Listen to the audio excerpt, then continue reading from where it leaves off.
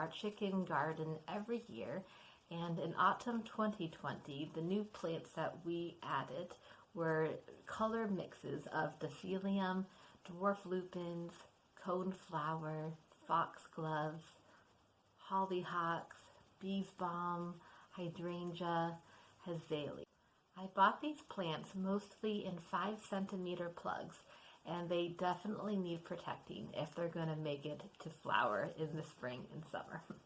So what I've done is I've taken a roll of fencing and I've cut it into little segments and then wired the ends together to make these little fence tubes, and then I staked these around my modules that are in the ground. It took me a couple hours to make about 30 of these. And if you want to make them too, then you want to buy the plastic rolled fencing, and mine is 1/2 meter high. You need some clippers to cut the plastic.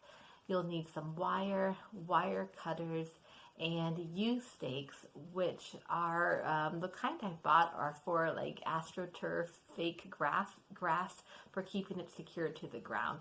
And the U-shape really holds it in tight. I put 3 of those onto each little circle cone.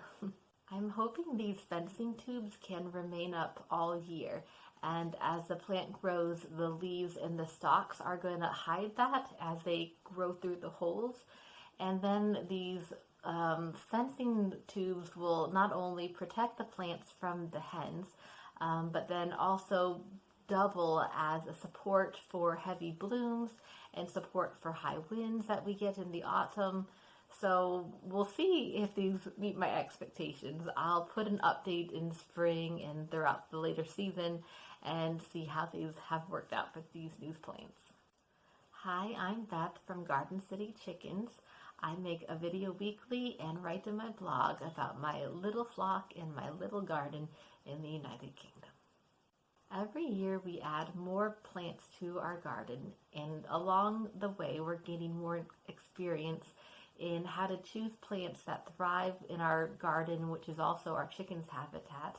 And through trial and error, we're learning ways to protect them, learning what better plants to choose.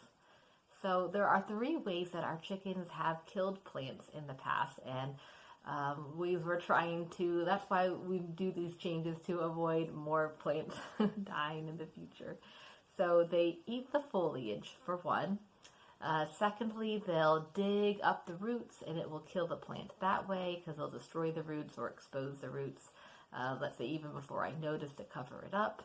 And then thirdly, if they stand on a plant, they'll stand on it and crush it and scratch away at it, and that breaks the branches and also ruins the foliage and then can kill the plant.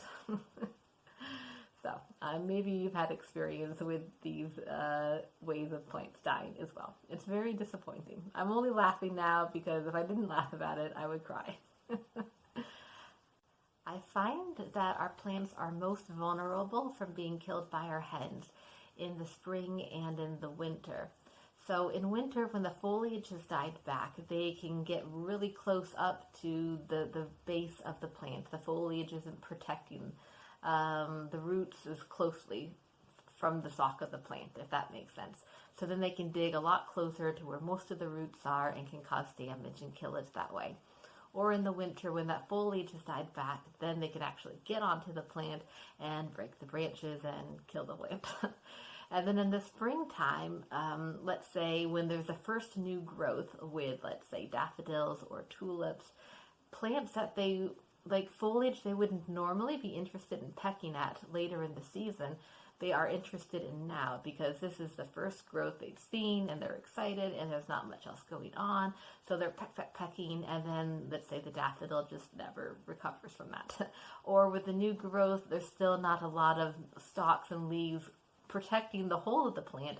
So when they step onto the new growth and rake at what very little is there, it doesn't give the plant enough energy to recover and continue growing. So it never gets fully started. So that's the 2 seasons where I feel like I need to look after my plants a bit more than I would in terms of protecting them from my very curious, active garden hens.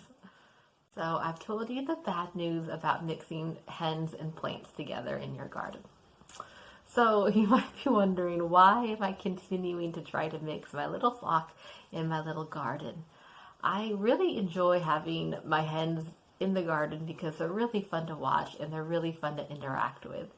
And also, I'm trying to give them as much space as possible, with as much variety, with as much stimulation as possible. So to have as much range in my little garden as they can, I think is just better for their well-being overall. So what can I do about my desire to have a beautiful garden and improve my chicken's habitat, when I've just told you that naturally it doesn't set itself up to work when they're in this confined setting? I'm telling you, like, they are going to destroy things. So in my region where I live in North Wales in the United Kingdom, I've been choosing plants that have at least one of these 6 characteristics. Hardy, low maintenance, also do well in semi-shade or shade. I want these plants not to be easily pushed around by my hens exploring around them. And like lavender, I want them to be beautiful, and I don't want them to be super sensitive to soil and sun conditions, because they're already having to tolerate my chickens, and I don't want them to have to tolerate anything else. Another characteristic is dense ground foliage. So similar to chives or daylilies, the dense ground foliage around them protects like its own roots. So the chickens really can't get in there and do digging up outside of the exterior, because there's just so much denseness happening in the center. So the plant protects itself essentially. Fast regrowing plants like sage, the chickens can help themselves peck away at the leaves, because that sage is going to regrow back plus more. Also spreading easily. So I don't want the chickens being able to tip that balance in the plant. So if there's a lot of that plant spreading easily, like the Crosmia, then it's not going to just tip the plant too far over if they scratch or damage a bit of it too much, because there's just a ton of that plant still going and going strong.